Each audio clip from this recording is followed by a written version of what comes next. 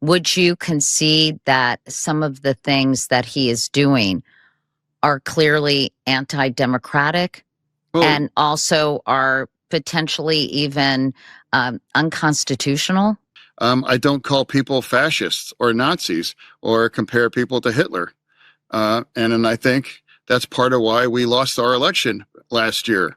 If you call the person that you might vote for, that implies that you must be a fascist or you're trying to destroy, our nation. And I know and I love some of those people, and they're not doing any of those things. That's former NBC News host and current ghoulish nightmare woman terrorizing your dreams, Katie Couric, doing what all washed up establishment media hacks always do, fishing for anti-Trump hysteria and getting blindsided when someone doesn't play along. It's the perfect preview of how desperate legacy media has become now that people aren't buying their narratives anymore. Welcome to Nerk News, I'm Nerkish, and it looks like establishment media relic Katie Couric is finally learning what happens when you're out of legacy media and have no audience, no cushion, and none of the knowledge, charisma, charm, or authenticity to break through on YouTube. Because without that protection, her old establishment media tricks fall flat, especially on John Fetterman. Here she is asking leading questions and pathetically trying to get Fetterman to call Trump authoritarian, only to end up becoming a meme in the process.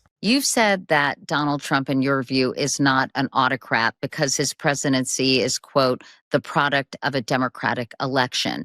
But history has shown that even leaders who come to power through elections can still govern in anti-democratic ways. So I have to ask, when you consider some of Donald Trump's behaviors and policies, like deploying federal forces to U.S. cities, undermining the Department of Justice's independence, attempting to overturn the 2020 election, does that not trouble you deeply? For me, it's like, here we are. But I think at this point right now, we are not in an autocracy. We're in a democracy, and that's why they were able to shut our government down.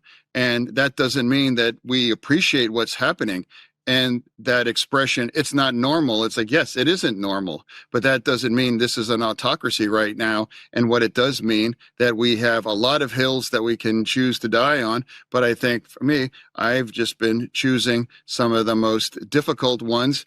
And that's where I've been, and not supporting, many of these things that are happening. Do you think that Donald Trump is not conducting himself or not pushing policies, though, that you would consider to be anti-democratic? We don't agree with the vast majority of those things that's happened here right now. And I wouldn't do those things. I wouldn't have made those same kind of decisions for that. And that's fine where we are right now, a committed Democrat, and we happen to have a different view of these things. It's like, this is where Fetterman accidentally reminds people who Katie Couric really is. She keeps tossing out those little prompts, hoping he'll panic about Trump and democracy, but he won't repeat the hysteria Democrats rode straight into a landslide loss. I mean, coming from someone caught deceptively editing interviews, it's unbelievable she still tries to play referee. She literally edited gun owners in a documentary to look stupid, cut Ruth Bader Ginsburg's comments to protect a narrative, and even plagiarized a Wall Street Journal column. That's the person lecturing America on truth, and Fetterman just shrugs it off because he knows this routine is why establishment media and Democrats have lost all credibility. Do you think that flags should have been flown at half staff? Do you think his body should have been flown on Air Force Two? Do you think he should have posthumously be given the Presidential Medal of Freedom? I think some people felt that was perhaps over the top in terms of mourning someone like Charlie Kirk. How did you feel about that? I'd say that was his choice and his prerogative, and that was really entirely up to him. Did you have any issues now in hindsight over some of the things that Charlie Kirk said and some of the rhetoric he used during his life? I didn't agree with much of it. I didn't closely follow his specific kinds of views, but I did. I'm sure you learned about them after his death, though. No, I haven't done a deep dive on it. I mean, we've all seen that terrible video. Perhaps if you've seen the actual video, I have. And it's like appalling. And that's part of the political violence. And from what I'm saying, it's like that's unacceptable. And engaging in a debate and views I strongly disagree on, that's part of the American democracy. And for me, it's that would never justify what's happened. And I just chose not to take the opportunity to argue his views after children lost his father in the most violent public way. I mean, so I would say the equivalent. The equivalent on the left might be, say, Mr. Piker.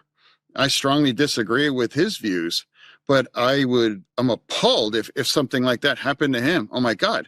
I mean, that's, like we have to disagree in better ways where, you're going to solve it by shooting people. And that's why the kinds of rhetoric, we have to turn the temperature down. Extreme rhetoric makes it easier for extreme reactions or to justify them. I think some people might say Charlie Kirk's rhetoric was extreme. This is where Couric shows the same old legacy media instinct. She tries to turn a murdered father into a political talking point and even soft pedal the violence committed against him. I mean, Democrats hand out honors to activists, celebrities, and people who say whatever the party needs that week. But Trump honoring Charlie Kirk is supposed to be over the top because it offends her sensibilities. Kirk was a middle-of-the-road conservative, and nothing about his rhetoric excuses what happened, and her calling it extreme shows just how little research this woman is capable of. People see the hypocrisy now, and that's why legacy media keeps losing its grip. But let me know what you think. Should Democrats follow Fetterman's lead and finally cool down the anti-Trump hysteria that keeps blowing up in their faces? Let me know in the comments, and if you enjoyed this video, please give it a like and subscribe to the channel. That stuff really does help us out. Until then, this has been Nerk News. Thanks for watching.